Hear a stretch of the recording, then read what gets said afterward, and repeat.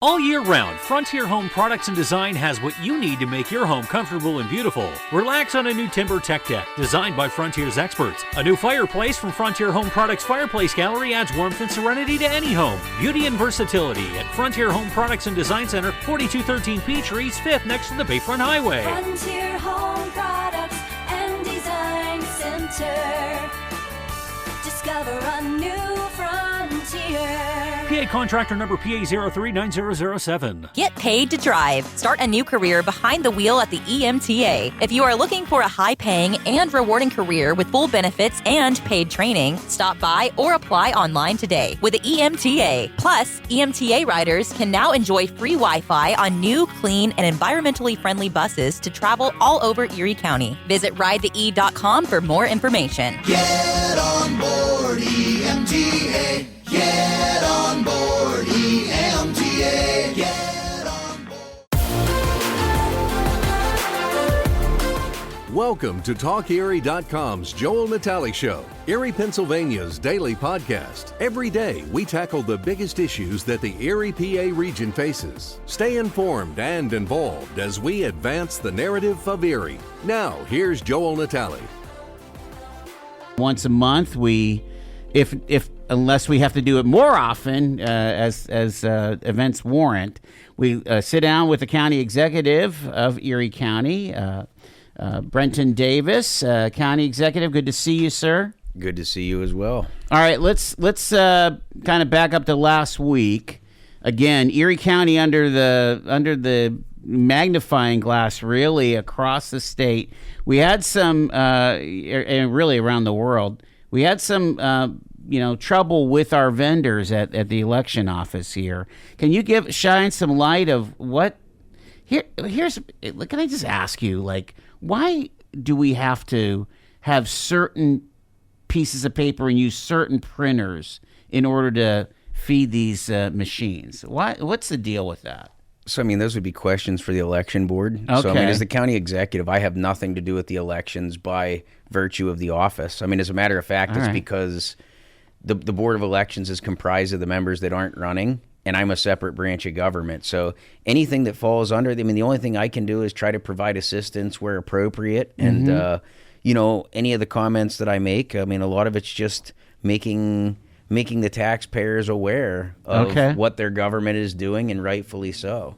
Now, it seemed like they got a lot of help from the Department of State, from the state government. In fact, we heard from the Secretary of the Commonwealth, who called into the show, said, "Hey, if you're missing your mail-in and all this stuff." But it was to the point where they had to hire a consultant, to have somebody sitting in the office. This election was terribly disorganized, and like I said, it's nothing against the staff of the election office. They have to follow their leadership, right? But at the end of the day, you had an elections chair that froze out several members of county council with applicable election experience and thought 4 Democrats should run this election on their own.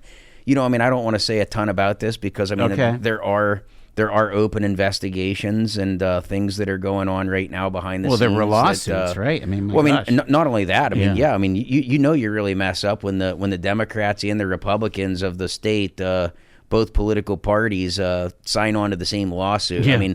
Well, at least you're successful in one thing, and that was to get them both to agree that you're wrong. Yeah. Talk about the election itself, because you over the past 2 years have really kind of built some strong bridges to the Biden administration, right? You think about Tom Perez coming to town here and so on. To me, I think that's a testament. That's a lot of times that you see. That's the great big narrative that, these local Democrats, it's part of their agenda that they want to feed the people of Erie County. They want to paint this administration as like we don't work with anybody, or, we can't get along and do this, that, and the other. No. That's 100% false. I think we saw that I exceeded levels of my predecessor, who was a congresswoman. Mm-hmm. The attention that we got from the Biden administration and the White House over the last 3 years, we're going to have an even better relationship. I've already reached out. Matter of fact, one of my brothers in the Army Reserve was just appointed yesterday as the director of the EPA. Oh, really? Congressman Lee Zeldin. I did not know you had a connection. So he's a fellow Army Reserve officer, and he was actually a guiding light for me when I when I ran this last time, really drawing on different things. And to see that he's got a direct cabinet, I mean, so that's great to be able to pick up the phone and call somebody directly in the White House. Might be helpful when it comes to things like Erie Coke. Oh, that's exactly. We've already had that conversation. Right. So I mean, life. It's all about those. It's all about connections. And to me, I said this. There's folks that can be critical either way. Why would you go see Dr. Biden? Why would you go see anybody that comes? I can tell you, when former Executive Dahlkemper and Mayor Schember snubbed President Trump coming to Erie, even as a citizen, that rubbed me the wrong way. And I won't do that. I refuse to be that kind of leader. I don't care, Democrat, Republican, Libertarian, whoever holds an office. I will always make an audience for them. I will always be the person there to roll out the red carpet, extend the hand, and welcome them to our community. Because, at the end of the day, elections are one thing.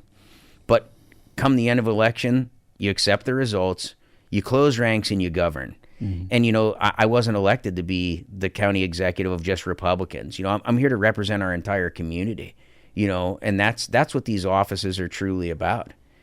So I mean, to me, that's not something that's ever under my administration is ever going to happen. No matter who the president is, we're going to have that relationship, because through those relationships, come those different opportunities, come the knowledge, come the funding, and the result of those relationships. I mean, that's how you move your community forward. That's what politics is really about, is getting something done for your community and moving the ball in the right direction. And if you don't have those relationships, or if you're closed-minded to the point where you're not willing to, I won't talk to that guy, and orange man bad, and all this other silliness. I mean, it's all rhetoric, at the end of the day.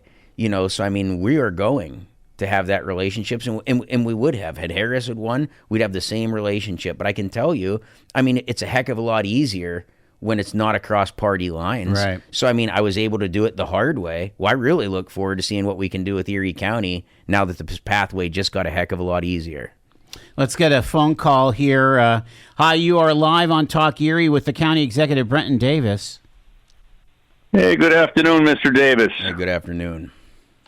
Hey, I called, I think Joel can remember my call a little while back when I mentioned that same thing that you just referred to regarding Mr. Trump being snubbed by the powers to be here in Erie. And I just wanted to just make that mention. I agree with you 100% that an elected official should not snub the sitting president of the United States like they did to Mr. Trump. So, hey, thank you. Have a good day. Thanks much. Bye. Well, I remember, when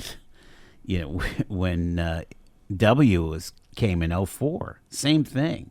They actually had a counter protest. And that's to me is crazy. That's something you won't ever see. Yeah. I mean, you're not going to see that from me. I mean, right. I can't control who does what, but I'm going to tell you right now, there's not a single elected official on this planet that I won't take an audience with. I mean, when you refuse to even have a conversation, how effective are you going to be? Right. I mean, you literally solve issues with words, with conversations. Lou Tullio got this. The idea that Lou Tullio didn't have any enemies in Washington. It didn't matter if it was Nixon or if it was LBJ. He was going to make sure money was coming into Erie. And I mean, whether you agree with maybe his philosophies or not, but look around at the prosperity of that era. And granted, government was structured much different back then. Very much so. The flow of money was different. But, I mean, at the end of the day, you're here to represent the people, and I think that's an embarrassment. I mean, why would you want, these people can steer funds, they can steer benefits, they can steer prosperity, they can steer programming. Yeah. That makes zero sense to me, and that comes down to being that gentleman statesman. You might not like the words, but you'll see that you learn hard lessons when you have the burden of command or the burden of leadership. You learn these hard lessons. Do you think that a Trump 2.0 is going to be all in all more beneficial for counties like Erie?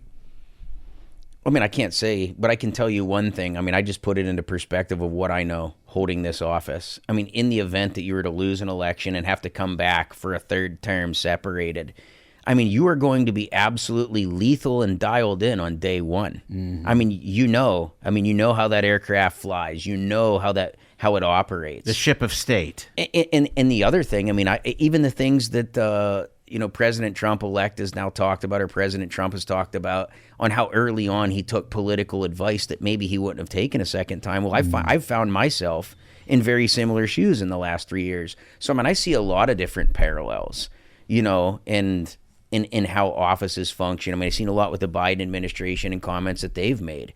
I think at the end of the day, Democrat or Republican, you all want the same things. Maybe the journey looks different or the destination looks different. But at the end of the day, how do you get something done? And in county government, it's not as polarized as folks would let you to be. And there surely are polarizing issues. But sure. At the end of the day, I mean, like we've said 100 times, I mean, it's delivering social services. I mean, you don't ask a Democrat or a Republican, when you call 911, are you Democrat or you Republican? Unfortunately, I mean, there was that instance in FEMA where that that's nuts, that staffer. I mean, that should be punishable by prison.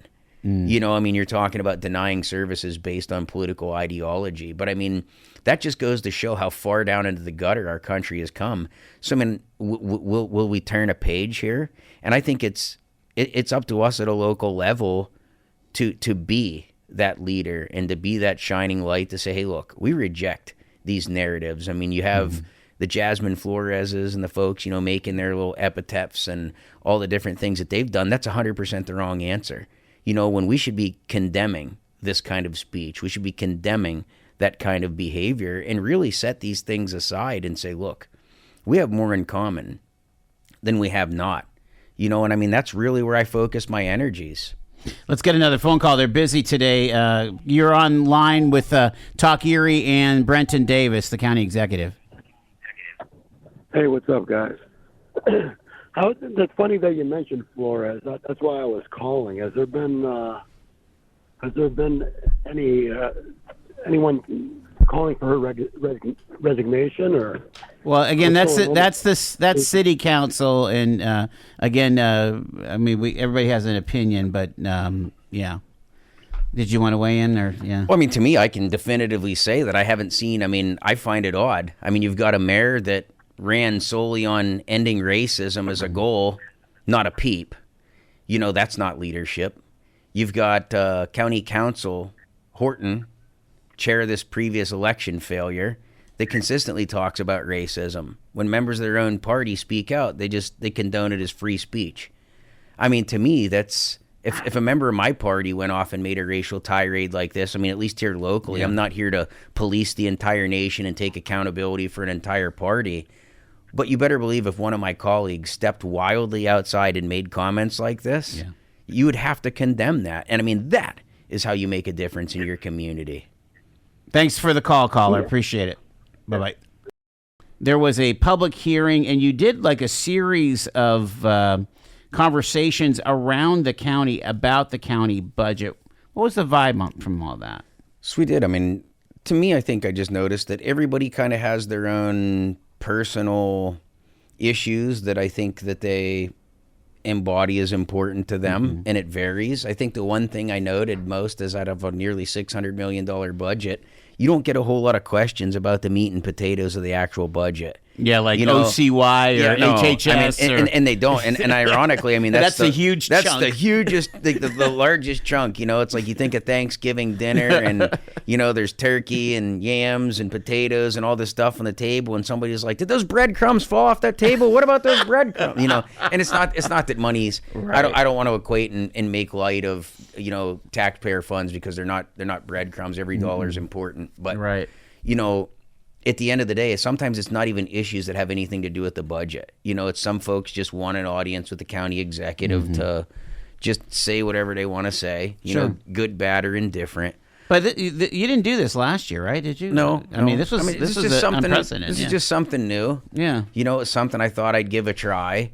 I wanted Were people receiving because you have this kind of checklist of what the major elements of the budget are all about, right? Were they able to understand and receive that? Oh, yeah. I mean, I think a lot of people were just mostly appreciative. They're like, hey, we've never seen a county executive south of I-90. You know, we've never seen a county executive in our borough chambers or our township chambers. And, you know, just being willing to stand there on business and say, this is what I'm proposing and why. You know, this is why this is important to you. This is why this is important to your kids and your grandkids. This is the direction of our community. I mean, you look at what happened in this last election here last week. I mean, this is a mandate on the electorate. It's the stuff that we've been saying all along where folks are like, hey, I'm a little bit of a firebrand. Well, I hate to say it, but it comes to look like that the direction we've been moving is the direction the electorate has been saying we should be going and have been going for the last couple of years. You know, they want to see prosperity. They want to see a mandate on status quo. They want to see people challenge business as usual. They're tired of watching their taxpayer money get spent unnecessarily. You know, the cutting of these 74 positions that we don't need. You know, I mean, that's the things that folks are saying. Like, man, it's hard enough for me to make it as it is. You know, so why fund stuff that we don't need, or why fund things that aren't working, or why fund things that don't give us a return on investment? You know, why are you spending, you know, $400,000 or whatever on a human relations commission that hasn't served anybody for the last 10 months? And then you try to build a case for it. Well, can I ask you about that? Why is that so stymied, the HRC? I mean, are you asking why it simply hasn't worked in 20 years? Well, but I mean, what is your question? Well, this is supposedly a very important bulwark to keeping, keeping things, accessible, and that there would be access, that there would be. I mean, to me, I would just call BS equality. Because the simple thing of matter is, if it was truly that important, where are all the cases now? Where are all the cases been for the last 20 years? And I mean, if you haven't been able to do this correctly for the last nearly 2 decades, what makes you think it's going to get it right? I mean, imagine sending your kid to college that's came home with Fs for 20 years straight. How many more years are you going to open your wallet and pay for this? I mean, I know most parents at home might give a kid a semester or two. Okay, now this one's on you. But I mean, this is what you're expecting the taxpayers to pay for. You know, we're not here. So by eliminating the HRC or mothballing it, does that open up the county to any kind of liability? No. See, because lawsuits. Because here's the thing. One, you got to remember, this is above and beyond, and this is a duplication of services because the state already provides this service. Okay. Number one, some are going to argue, well, it doesn't support these certain groups. Well, okay, my argument is why in the heck do you have to? I mean, the data doesn't even support. We don't have enough cases. I mean, if you haven't had it for almost the last year, you can't tell me it's a detrimental service. You haven't had it the last year anyway. But even in the era of compromise, I mean, I've discussed with members of council, you've got 2 attorneys. The whole guise behind this is that you hired one attorney to replace the other when they retired. Now here we are 3 years later, said attorney still hasn't retired, and now taxpayers have paid for 2 attorneys. I only have, essentially one county solicitor and assistant for the entire county government. And council has 2 attorneys, one who's Lord knows where he's at. And then the other one getting as much trouble as some of the council members. But at the end of the day, you have very minimal cases. So why on earth, if you really want to do a human relations function, you've got 2 attorneys on retainer.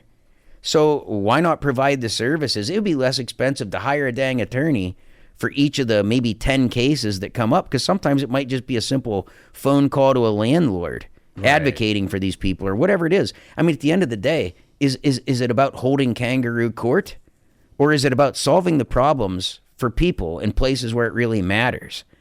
And that to me is like I'm saying, you don't need this. So, I mean, I'm saying... I probably, again, the play devil's advocate, it's probably a concern about losing access. But, I mean, to me, here's the thing. They've already lost access for the last year because we haven't had it because it was poorly managed. It's been poorly managed, and it hasn't worked for 20 years. 20 years. It's never worked. It has never worked. So how many more times do you have to put the taxpayers on the hook for nearly $500,000 for something that doesn't work? I mean, the taxpayers deserve a watchdog, and here I am, and they don't like it, number one, but I'm willing to compromise. If you say this is truly an inherently needed service, then have your attorneys provide it because they're already on staff, and then take it on an as-needed basis. Right. I mean, let's just say, okay, if you have 10 cases a year, and each one even say you hire an attorney for $4,000 or $5,000, that's only $50,000. That's not $500. So why are we paying to staff an office and put a full staff and have an executive director and folks that have absolutely no background in any of this? I'll tell you why. Because it's Erie doing more Erie stuff. They've got somebody already picked out, just like they do on these boards, authorities, and commissions. Somebody sitting somewhere in political power has a crony that they want to pay an exorbitant amount of money to do next to nothing. Quickfill gasoline is made right here in America. United Refining Company, who operates Quickfill, refines its gasoline from North American crude oil in Warren, Pennsylvania. When you buy United Refining Company gasoline at Quickfill, you keep jobs and businesses in America. And you keep American families strong. You don't need to send your money overseas when you buy gasoline. Buy American-made gasoline at Quickfill.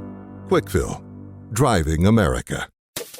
From baggage claim to pajamas in 10 minutes. Erie International Airport. Fly with ERI.com. Fly Erie International Airport to Charlotte on American Airlines, your nonstop gateway to the world. Also, we have Breeze Airways flying nonstop to Orlando and Tampa, Florida. A great low-cost carrier providing excellent service to the regional community. Fly Erie International for your travel needs. Fly with ERI.com. Brent, we're still kind of dealing with this election, right? I mean, there's going to be some blowback over the mail-in ballots in Erie County. Well, you look no further than our incumbent U.S. senator that refused to concede an election, despite it's mathematically impossible. Mm-hmm. We've still got members of each party, or at least I saw the Democrat chair still standing there in the window hoping for magical ballots to fall out of the sky. This just goes a testament to show, like, it's time to return to normalcy. This mail-in ballot stuff, maybe it worked for COVID, but is this really the direction our country needs to go? I think we need to, I think both sides now have gotten a taste of the consequences of mail-in ballot. Erie County unfortunately led the way on that debacle, on a national stage. So, what happens now moving forward? I think we need to take reaffirming steps for voter identification, for maybe moving away from mail-in ballots and getting back to the tried and true methods that can be verified, that we can verify and count the same day. Yeah, that would be really helpful. Absolutely. Let me pivot back to the budget. And one of the things that really occurred to me at your budget address and when you released the budget back on October 1st is there is a paradigm shift that's going on when it comes to what to do with the county's portion of gaming revenue, as well as how to deal with like grant, putting out the grants. Because I think when in your first year, when we first started talking about this, you were saying that some organizations were like double dipping. They were in the budget, or they wanted to be in the budget, but they also got grants or something. Can you explain all that to me? I can give you even a better example. Yeah. I was just at the Anchor building with ECRA today out in Girard. And you've got GCAC that got $50,000 as an Anchor building.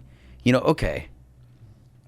They're in my budget for the county's portion of gaming revenue over $1 million every year, on top of all the other programming and funding that they're given.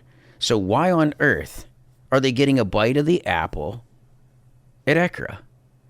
It's the same exact thing. You sit there and see, like, different programs, different priorities. It's the left hand not knowing what the right hand is doing. It's another reason why this system is broken. Another example would be a particular entity that owed ECRA money. The DEI commission decides, hey, let's give them a little bit of funding. It's when you create all these different little echo chambers and dilute the taxpayer money. You're taking every step that you dilute this, you're one step further away from accountability. True and inherent accountability, because none of those people that allocate money are accountable to the electorate. Not a single one of them. And you can say, oh, well, an elected official appoints them and this, that, and the other. I can tell you right now, not a single one of these members of these boards, authorities, and commissions give two craps about your vote. They don't care because they have no consequence of doing the right thing. So there's more politics as opposed to less. Yeah, but I mean, that's kind of like painting all, these volunteers that sit on a commission of the parking authority with pretty broad brush, don't you think? Yeah, but the parking authority doesn't allocate funding the last time I checked. I mean, you look at like grant-making organizations, yeah. And I mean, you've realistically got essentially 3 of them. RDA gives some grants or at least received a grant. You got ECRA, you got the DEI Commission, and I can tell you where the vast majority of the conflict comes from. It's things like this. Why on earth, when you look at folks that stand to make out pretty well, say in the county budget based on contracts, they're already making money on the taxpayers through maybe DHS funding or other funding or maybe grant funding, then why on earth are you getting 2 and 3 bites of the apple? Or turning out to the DEI Commission, turning out to the county for county gaming grants, turning out to ECRA for their county. I mean, you get 3 bites of the apple. Yeah. That makes absolutely no sense. And but isn't the DHS money, for specific programming, for example, so they can't use it? Let's say if they need a new HVAC. Well, that's not necessarily true. Okay. So there are DHS funds that can do different functions. All right. So say for instance we utilize DHS funding to revamp a space outside the Mental Health Association, and you see all these folks that. Some of them appear to be unhoused, but a lot of them have housing. But, it gives the community a certain look downtown that say, hey, look, we're looking to kind of give these folks a warm, dry place to go where they can enjoy the sun, but they're out from standing in the streets and laying on, benches and, flower beds and things of that nature. So, there are a lot of different benefits. There are a lot of different grants that say RCAPs and things of that nature. We're at the center of a lot of that in county government. So, to really direct taxpayer money as intelligently and as effectively and efficiently as possible when you have these other organizations that just willy-nilly 7 members decide, well, this is a good idea, that have absolutely no background or no intelligence, and I don't mean intelligence in terms of intelligence, but I mean like information, no information to really guide those decisions. They don't see the data. They don't see and then where's the return on investment? But isn't that rely on the executive directors of these commissions, or? Well, then therein lies another problem. So, who's really running the show? That's a question I'd like to ask. Do the executive directors of these authorities, they're supposed to be administrative arms, not decision makers.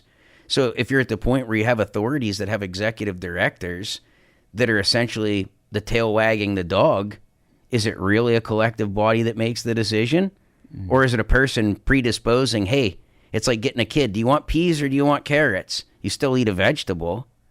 So, to me, if that's the case, that's the way it's supposed to be. If it's the will of the electorate, it's a 7-member board. But if you're telling me, hey, it's the executive director that's guiding it, now we have a problem. I don't know if you have a problem. Now, that's absolutely a problem. So why have a board? Well, the board does advise and consent, right?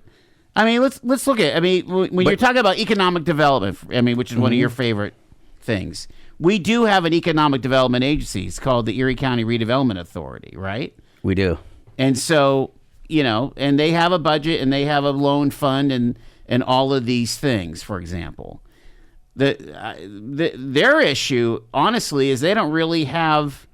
A funding source. They have to create their own funding in order to operate their front office.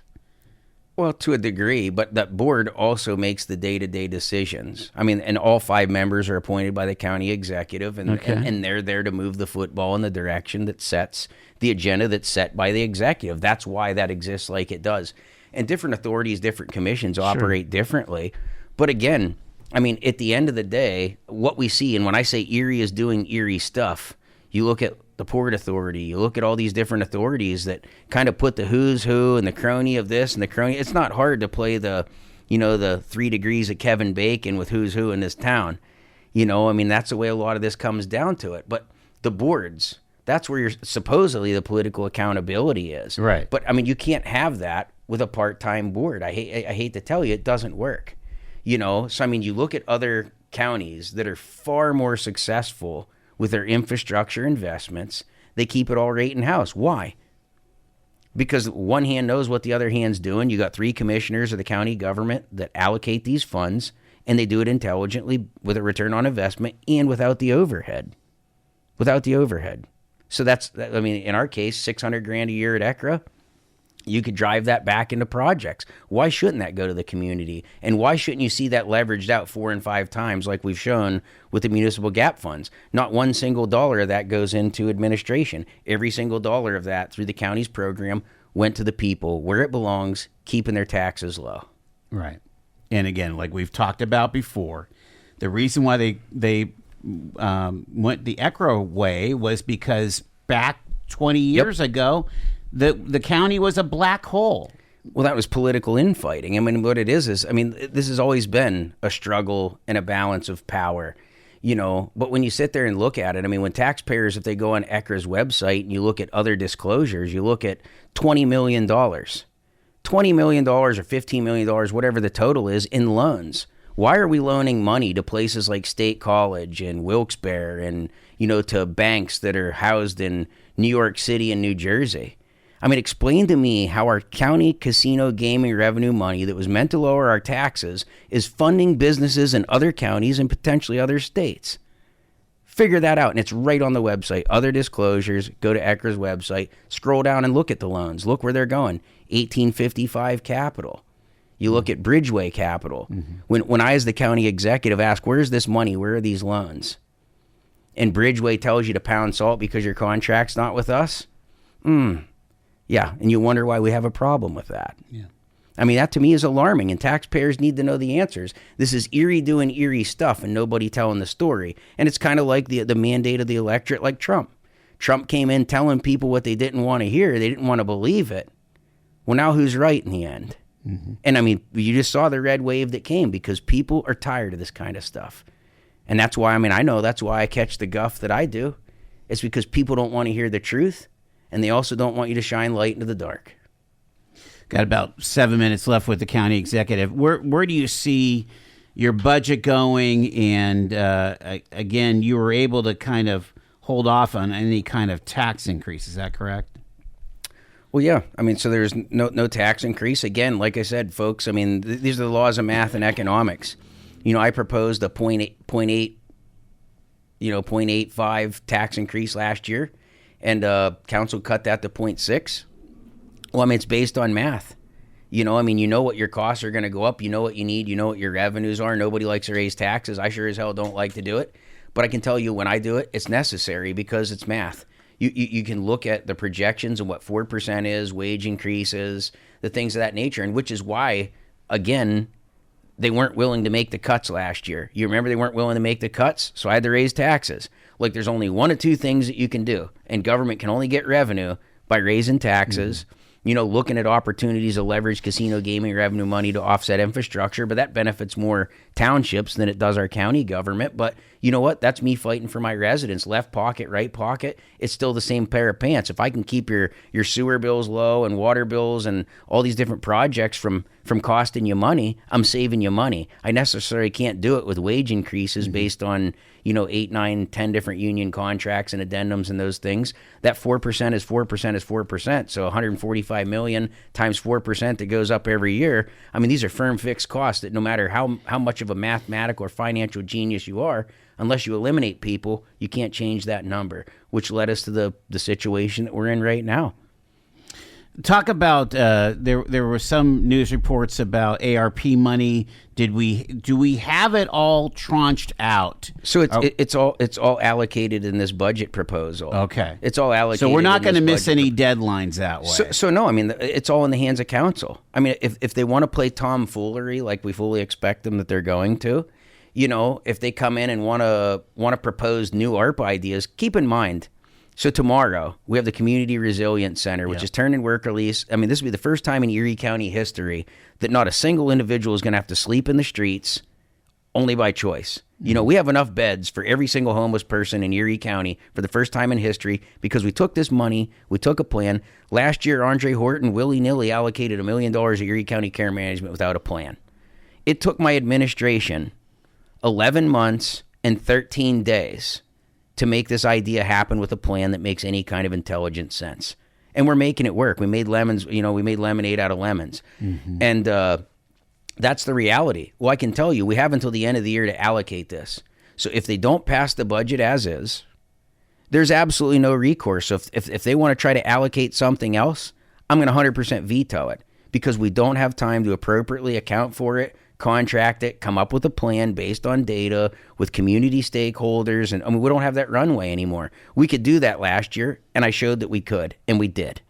Well, now's the time to double down on the programs at work, like Municipal Gap, where we've taken a proposed $10.1 million of American Rescue Plan money, and we've leveraged it out to over a $43 million return for taxpayers. That's effectively the greatest tax cut in Erie County history. What does that mean? Just like I was talking to before, it's the water projects, it's the sewer projects, where you look out in Green Township for those folks. It was crippling. It was absolutely crippling, and that's why you have these exorbitant sewer bills to pay off the long-term debt. Well, if I can do it at no cost by leveraging grants and providing the local match, we can have nice things, and we're paying for it through grants and American Rescue Plan infrastructure money. And that's the 25 to 50 year plan. That's a plan for your kids and your grandkids. That's how you make it affordable to live here, and that's how you keep your taxes low. So we're not sending any money back. Well, that's entirely up to council. If county council doesn't pass this budget as is, you don't have time to allocate new ideas. So you have one of two choices: allocate to the successful who's having the programs conversations with council? The conversation happened October 1st when I sent the budget down. Right. It's up to them to deliberate. They need to understand the rules of the U.S. Treasury. I don't make these federal guidelines. Yeah. The goalposts are there. Like, when your shoulder's up against the wall, like, you've got to perform here. But do you have anybody on your staff? Your director of finance, are they having these discussions so they understand the gravity of the situation? So we've already had our internal, but before the budget even went down. I had DHS discussions, we've had ARPA discussions, we've had this. These folks have been educated until they're blue in the face. Now, you can lead a horse to water, you can't make it drink. We all know the old adage. What members of council do, that's entirely up to them. I would say any person that has any relative common sense, when you can say, give me $10 million and I'll give you $43 million in return, that's a no-brainer. That's what the Municipal Gap Fund. And keep in mind, that wasn't necessarily my idea. That was a pre-existing idea of the previous council that I tweaked. Essentially we threw gas on the fire, supercharged that program, and made it something that it never was intended to be. Well, and I would think, just hypothetical here is that, if you had a gap project with ARP money in Harbor Creek, I would imagine the supervisors like it, and Chris Drexel would listen to the supervisors if he doesn't listen to you and say, hey, this is probably a good idea. Well, and here's the thing. Oftentimes folks don't follow the path of logic. That's entirely up to them whether they will or they won't. I think the residents of Northeast and Green Township and all these places need to be watching Councilman Drexel. They need to be watching Terry Scatella if they live in Mill Creek. Because if not, these are looming bills into the millions and millions of dollars that are coming your way under DEP mandates in the future for particularly sewer projects. Yeah. And you're going to be stuck carrying the full bag. I'm telling you right now, with my plan, I have a plan to pay for it, where it really wouldn't cost either nothing or next to nothing in the future for a lot of these projects. We've already done one out in Northeast for $3.2 million, no cost to local taxpayer. We covered all the local costs with ARPA money, and we got grants and other things. Where have you ever heard of that happen in Erie County? Just go talk to people in Green Township like myself, where I sold every investment I had out there because it was so exorbitant to stay there. So, you sit there and look at these things, how any council member could look at their own constituency and say, you know what? Nope, I choose politics over the betterment of my community. I want you to pay more. That's essentially what a no vote for this budget's going to be. But I'm going to sit here and tell you right now, as sure as the sun's going to rise tomorrow, there's going to be folks that do that. And I think the two most poised to do that are going to be Drexel and Scatella. But that's shocking because you didn't mention the city guys. Listen, I'm Babe Ruth calling it over the fence, middle left field. One last question for the county executive.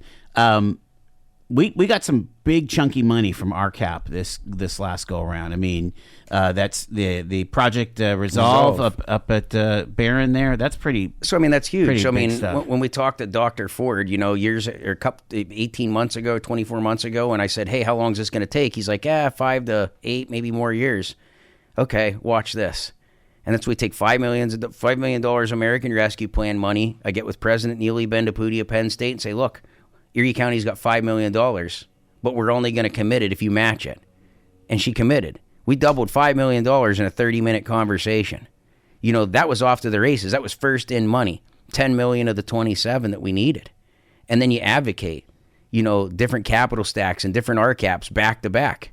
This is advocacy from our state reps, Senator Laughlin, all these folks, me going to D.C., pounding the salt to get the vote for Fetterman's $2.5 million because we had to flip 5 U.S. senators to get it. And once they realized it was a Republican issue in an upcoming election and for a Republican executive, we were able to flip 5 votes. And it was questionable at the time. So we got $2.5 million through Senator Fetterman. So I mean, it's a lot of different political jockeying. And again, it comes down to those relationships. You talk about it. So here we are, fully funded with the $6.5 million. That's a relationship with our governor. $6.5 million with the Shapiro administration. This is a lot of people, Democrats and Republicans, working together for the betterment of Erie. And I mean, what they said we couldn't do in nearly a decade, we just did in under 2 years. So tell me, what else is possible? That's the challenge that I say to this council. When you do things appropriately, you have a plan, and you have the non-negotiable courage to see it through and the leadership to get it done, great things happen. This isn't for the weak. This isn't for the apologetic. And to me, at the end of the day, we're going to continue to win.